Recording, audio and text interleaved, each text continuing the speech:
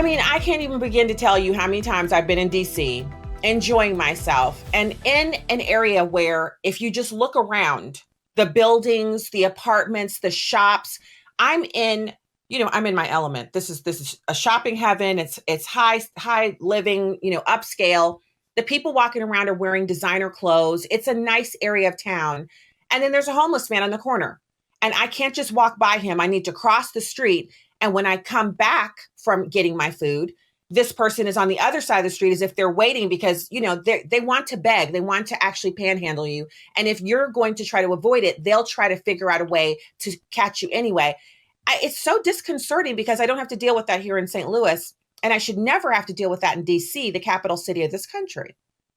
Oh, you're exactly right, Stacey. What most people don't understand is this president's initiative is much more than what it seems at first visual contact.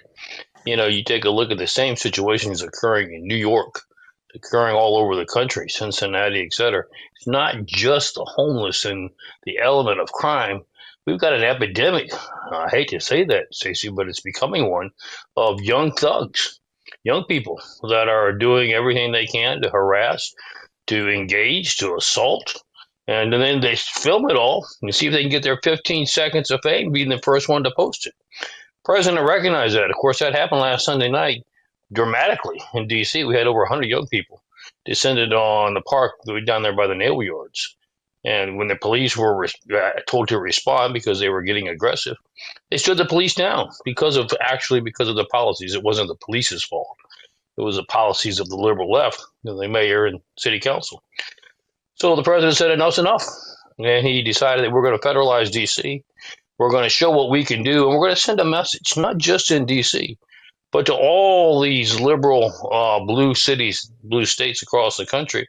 The Constitution guarantees that we provide for the common defense. That's one of our mandates. And if we can't keep our people safe, then what are we doing? The president recognizes that, and so he has told all these municipalities, these governments, that's your first mandate. If you can't or won't, and most of the time it's they won't because of their policies, provide that basic element of safety for our citizens, then we will. And you see that happening now in D.C. He brought in, first of all, 250 federal officers. Where'd they come from? Well, you've got the headquarters for most of the agencies there in D.C., so it's kind of like push your chair in under your desk, throw your badge across your neck, throw on your weapon, get out on the street and start walking. And that made a huge difference to begin with. But then he also authorized 850 National Guard. Of course, South Carolina, where I'm from. I'm proud to be from South Carolina, one of the states that we sent troops there. And I want the public to understand, we put in a large force for the first few days. Last night, we were able to downscale the force because it just wasn't as necessary. We have no interest in making this a police state, a police country. We have every interest in making sure every citizen is guaranteed the basic fundamental constitutional right to feel free, to feel safe, to feel secure. And we're going to ensure that. And we're sending this message now. So my message to the rest of the country is better stop and take notice.